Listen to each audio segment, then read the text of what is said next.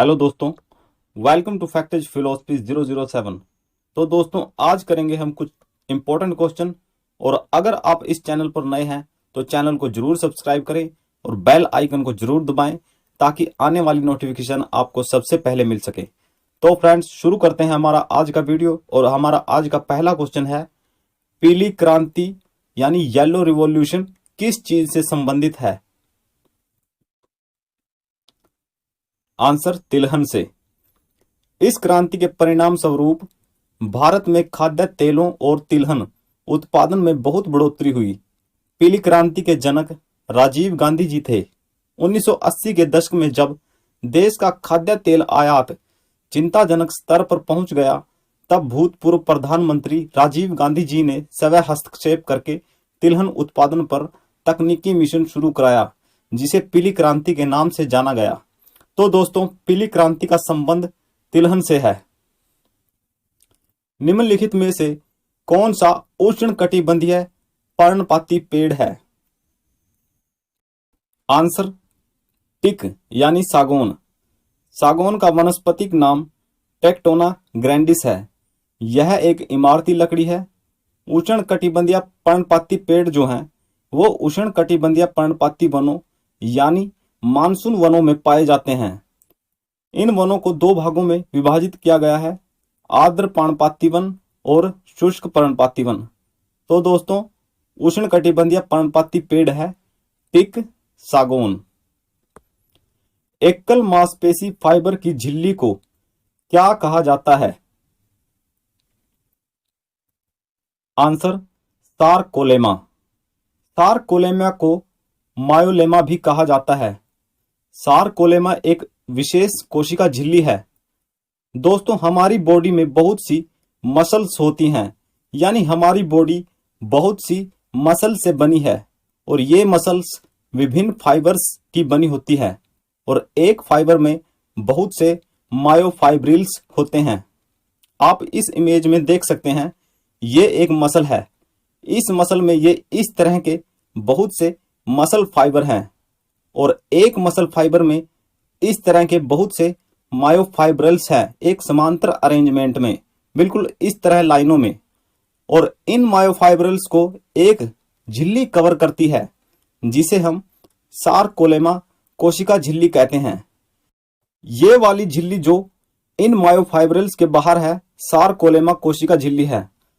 तो फ्रेंड्स, एकल मांसपेशी फाइबर यानी सिंगल मसल फाइबर की झिल्ली को हम सारकोलेमा कोशिका झिल्ली कहते हैं। किस यौगिक का उपयोग मलेरिया रोधी दवाई बनाने में किया जाता है? आंसर, क्लोरोक्विन का। क्लोरोक्विन एक एंटी मलेरिया मेडिसिन है। यह कुनैन फैमिली की ही एक मेडिसिन है। सिनकोना वृक्ष की छाल से कुनैन नामक मेडिसिन से क्लोरोक्विन ड्रग को बनाया जाता है, जो मलेरिया बुखार के इलाज में यूज होती है। और एस्प्रिन कम दर्द के इलाज में यूज की जाती है। जो हम घरों में डिस्प्रिन यूज करते हैं उसमें एस्प्रिन मेडिसिन होती है।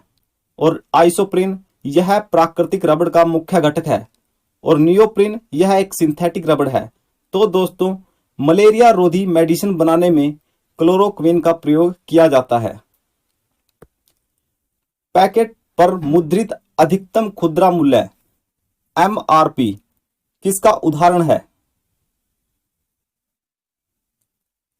आंसर, सूचना प्राप्त करने के अधिकार का। सूचना के अधिकार की मांग सर्वप्रथम भारत में राजस्थान से आरंभ हुई। इसके लिए 1990 के दशक में जन आंदोलन की शुरुआत हुई, जिसे मजदूर किसान शक्ति संगठन ने अरुणा राय की अगुवाई में करप्शन के भांडाफोड़ के लिए जन सुनवाई कार्यक्रम शुरू किया। और भारत में सूचना का अधिकार कानून को 15 जून 2005 को अधिनियमित किया गया था और 12 अक्टूबर 2005 को संपूर्ण धाराओं के साथ पूर्ण रूप से लागू कर दिया गया। सूचना के अधिकार को संविधान की धारा 19 के तहत एक मूलभूत अधिकार का दर्जा दिया गया है, जिसके तहत प्रत्येक नागरिक को बोलने और अभिव्यक्ति की स्वतंत्रता दी गई है। तो पैकेट पर मुद्रित अधिकतम खुदरा मूल्य यानी MRP सूचना प्राप्त करने के अधिकार का उदाहरण है। यदि किडनी ठीक से काम नहीं कर रही हो तो उसमें यूरिया की अतिरिक्त मात्रा इकट्ठी हो जाती है। इस स्थिति को क्या कहते हैं? Answer, uraemia. यूरिया वह अपशिष्ट पदार्थ है जिसको हमारी किडनी साफ करती है। जब रक्त में यूरिया अपशिष्ट की मात्रा बढ़ जाती है तो उस स्थिति को यूरीमिया कहा जाता है। यह लंबे समय से चल रही किसी स्वास्थ्य समस्या जैसे मधुमेह, हाई ब्लड प्रेशर, किडनी को नुकसान पहुंचाने वाली गंभीर चोटें या संक्रमण के कारण हो सकता है। ब्लड में यूरिया बढ़ने की स्थिति का पता डॉक्टर आपके लक्षणों और ब्लड टेस्ट के आधार पर करता है। खून में से अपशिष्ट पदार्थ निकालने के लिए डायलिसिस नाम की एक प्रोसेस भी की जाती है। तो फ्रेंड्स, यदि किडनी ठीक से काम नहीं कर रही हो तो उसमें यूरिया की अतिरिक्त मात्रा जमा हो गई हो तो उस स्थिति को यूरीमिया कहा जाता है। भारत का सबसे बड़ा शिपयार्ड वाला बंदरगाह कौन सा है? आंसर, कोचीन बंदरगाह। इस शिपयार्ड की स्थापना 1972 को की गई थी। कोचीन शिपयार्ड भारत का सबसे बड़ा शिपयार्ड है। यह बंदरगाह केरल राज्य में स्थित है। इस शिपयार्ड में जलयानों के निर्माण और इनकी मरम्मत का कार्य किया जाता है। तो दोस्तों, भारत का सबसे बड़ा शिपयार्ड वाला बंदरगाह कोचीन बंदरगाह है। जीवित प्राणियों में रासायनिक बॉन्ड्स के रूप में ऊर्जा के भंडार पाए जाते हैं। ऊर्जा के यह रसायन क्या कहलाते हैं? Answer, adenosine triphosphate. Adenosine triphosphate यानी एटीपी एक कार्बनिक यौगिक है। कार्बन के रासायनिक यौगिकों को कार्बनिक यौगिक कहते हैं। जीवन पद्धति में कार्बनिक यौगिक की बहुत ही महत्वपूर्ण भूमिका है। इनमें कार्बन के साथ साथ हाइड्रोजन भी रहता है। कार्बन और हाइड्रोजन के यौगिकों को हाइड्रोकार्बन कहा जाता है। सभी जैव अणु जैसे कार्बोहाइड्रेट्स, अमीनो अम्ल, प्रोटीन, आरएनए और डीएनए कार्बनिक यौगिक ही हैं। तो दोस्तों, जीवित प्राणियों में रासायनिक बॉन्ड्स के रूप में एनर्जी के भंडार पाए जाते हैं और एनर्जी के इस रसायन को एडिनोसिन ट्राइफॉस्फेट कहा जाता है। मोरक्को का यात्री इब्न बतूता किसके शासनकाल में भारत आया? आंसर, मोहम्मद बिन तुगलक के शासनकाल में। इब्न बतूता एक अरबी यात्री था जो मोरक्को से भारत अपनी यात्रा के दौरान पहुंचा। इनका पूरा नाम मोहम्मद बिन अब्दुल्ला इब्न बतूता था। उन्होंने अरबी भाषा में अपना यात्रा वृतांत रिहला लिखा। तो रिहला की जो भाषा है वो अरबी भाषा है। तो फ्रेंड, मोरक्को का यात्री इब्न बतूता मोहम्मद बिन तुगलक के शासनकाल में भारत आया। विश्व प्रसिद्ध मीनाक्षी मंदिर किस शहर में स्थित है? आंसर, मदुरै में।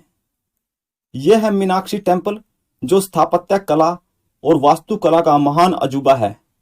देवी मीनाक्षी का टेम्पल तमिलनाडु के मदुरै शहर में स्थित है, जिसे मीनाक्षी सुंदरेश्वर के नाम से भी जाना जाता है। यह टेम्पल भगवान शिव और माता पार्वती को समर्पित है। देवी पार्वती ही मीनाक्षी देवी का रूप हैं। तो दोस्तों, यह है तमिलनाडु का मदुरै शहर और ये इस शहर की लोकेशन है। तो विश्व प्रसिद्ध मीनाक्षी मंदिर तमिलनाडु के शहर मदुरै में है, जो भगवान शिव और माता पार्वती को समर्पित है। तो दोस्तों, आज की इस वीडियो में इतना ही। चैनल की प्लेलिस्ट में जाकर आप और भी ऐसे ही वीडियो देख सकते हैं। और अगर वीडियो अच्छी लगे तो वीडियो को लाइक करें और चैनल को जरूर सब्सक्राइब करें। Thanks for watching.